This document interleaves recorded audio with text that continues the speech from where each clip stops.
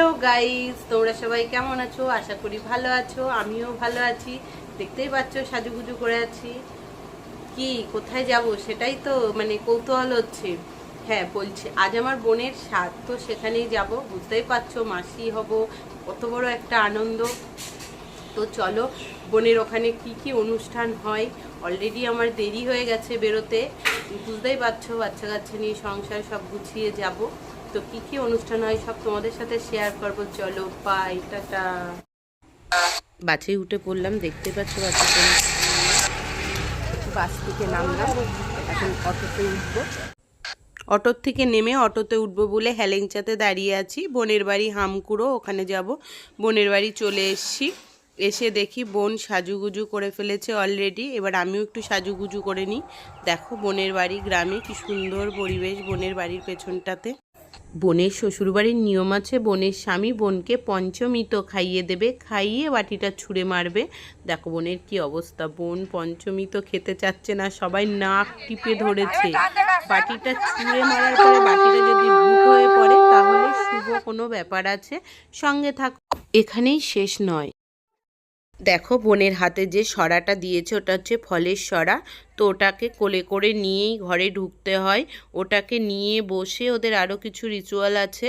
দেখো 3টে গামলা দিয়েছে, একটার মধ্যে নোড়া, পায়েস আর প্রদীপ ঢাকা দিয়া। ছড়াটাকে কোলের ভিতরে নিয়ে বোন দেখবে কার ভিতরে কি আছে। চলো দেখা যাক বোন আগে প্রথমে কোনটা তোলে।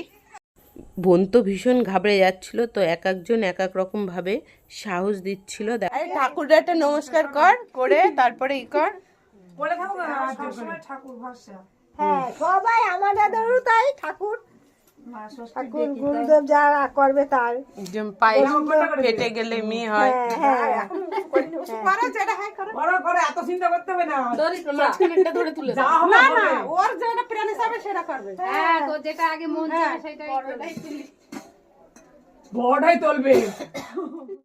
বোন কিন্তু প্রথমে পায়েস তুললো, আমার কিন্তু জানা নেই পায়েস তুললে কি হয়, কিন্তু আগেরকার বয়স্ক মহিলারা বলে পায়েস তুললে নাকি মেয়ে হয়। এবার বোন প্রদীপ তুললো, প্রদীপ তুললেও নাকি মেয়ে হয়। এবার নুড়ো তুললো, নুড়ো তুললে ছেলে হয় শুনেছি।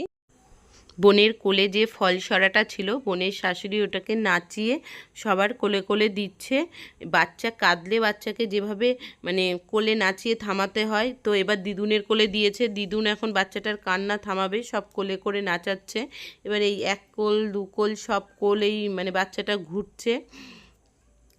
খুব মজাদার ব্যাপার এটা, আমি কোনোদিন দেখিনি, এই ফার্স্ট টাইম দেখলাম। আমার শ্বশুরবাড়িও এই নিয়ম নেই। এটা ছোদ্দিদুনের কোলে গেছে, এখন ছোদ্দিদুন নাচাচ্ছে, বাচ্চাটার কান্না থামাচ্ছে। তো এইভাবে সবার কোল ঘুরছে। সবাই আনন্দ করো, এই তো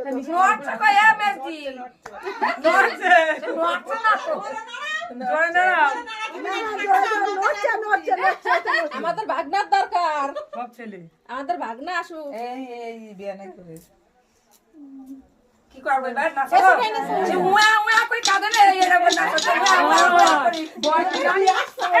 কি করবো, ভাই হবে ভাই, সব আসুক ভালোভাবে হয়ে যায়। দিদুনের কোল থেকে এখন ছোট ঠাকুমার কোলে গেল। ছোট ঠাকুমা কান্না থামানোর পরে এই ফলসরাটাকে 2 পায়ের ফাঁকা দিয়ে তো বোনের হাতে দেবে, আর 3বার বলবে তোমার না আমার। বোন 3বারই বলবে আমার। সঙ্গে থাকো, আরও নতুন কিছু নিয়ে আসছি। বোনকে যেখানে বসানো হয়েছে সেখানকার ডেকোরেশনটা কত সুন্দর করেছে, খুব সুন্দর লাগছে না? বোনকেও খুব মিষ্টি দেখতে লাগছে।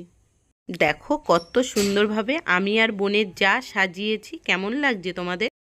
দেখো আমি বোনের পাশে বসে বলছি এই খাবারগুলো খেতে ইচ্ছা না করলে জোর করে খাস। একটা মেয়ে যখন মা হয়, প্রত্যেকটা স্বামীর কর্তব্য তার স্ত্রীর খেয়াল রাখা।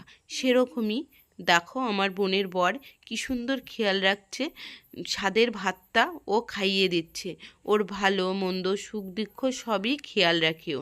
আমার এই ভিডিওটা যদি তোমাদের ভালো লেগে থাকে, লাইক কমেন্ট সাবস্ক্রাইব করো, আর কমেন্টে বলে দিও কেমন হয়েছে আমার এই ভিডিওটা। ধন্যবাদ।